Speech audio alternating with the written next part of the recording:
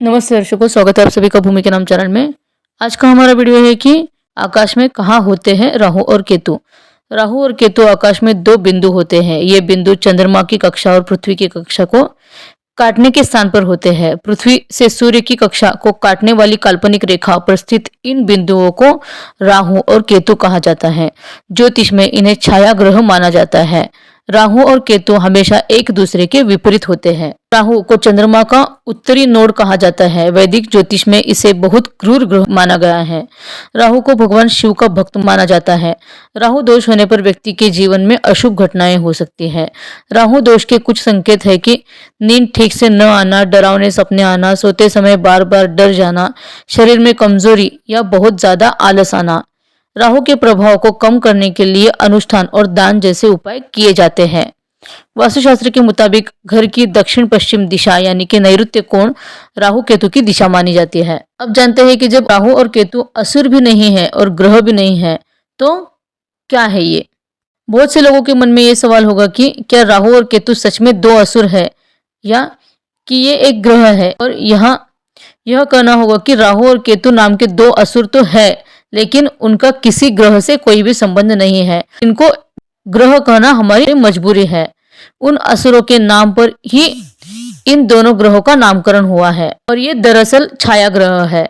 और एक तो आप होते हैं और दूसरी आपकी छाया होती है, तो निश्चित ही आपकी छाया का भी तो अस्तित्व होता है, लेकिन आप छाया नहीं है और यही सत्य है। उसी तरह से ग्रहों की छाया को भी ग्रह की श्रेणी में रखा गया है। दूसरा यह है कि एक पिंड की छाया दूसरे पिंडों पर पड़ने से ही सूर्य और चंद्र का ग्रहण होता है और यह छाया ही राहु और केतु कहलाती है। जब भी राहु कुंडली में किसी ग्रह के साथ होता है तो उस ग्रह को ग्रहण लग जाता है। राहु ग्रह न होकर ग्रह की छाया है और हमारी धरती की छाया या धरती पर पड़ने वाली छाया का हमारे जीवन में बहुत असर होता है। कहते हैं कि रोज पीपल की छाया के नीचे सोने वाले को किसी प्रकार का भी रोग नहीं होता है, लेकिन यदि बबूल की छाया में सोते हैं तो दमा या चर्म रोग हो सकता है। इसी तरह ग्रहों की छाया का भी हमारे जीवन पर असर होता है। मान लो कि पृथ्वी स्थिर है, तब उसके चारों ओर सूर्य का एक काल्पनिक परिभ्रमण पथ बनता है। पृथ्वी के चारों ओर चंद्रमा का भी एक परिभ्रमण पथ बनता है। ये दोनों परिभ्रमण पथ एक दूसरे को दो बिंदुओं पर काटते हैं। दोनों ही समय इन्होंने पाया होगा कि सूर्य, चंद्र, पृथ्वी एवं सूर्य और चंद्र के परिभ्रमण पथ पर काटने वाले दोनों बिंदु लंबवत है और इन्हीं बिंदुओं एक सीध में होने के फलस्वरूप अमावस्या विशेष के दिन सूर्य तथा विशेष पूर्णिमा की रात्रि को चंद्र आकाश से लुप्त हो जाता है। प्राचीन ज्योतिषियों ने इन बिंदुओं को महत्वपूर्ण पाकर इन बिंदुओं का नामकरण राहु और केतु कर दिया है।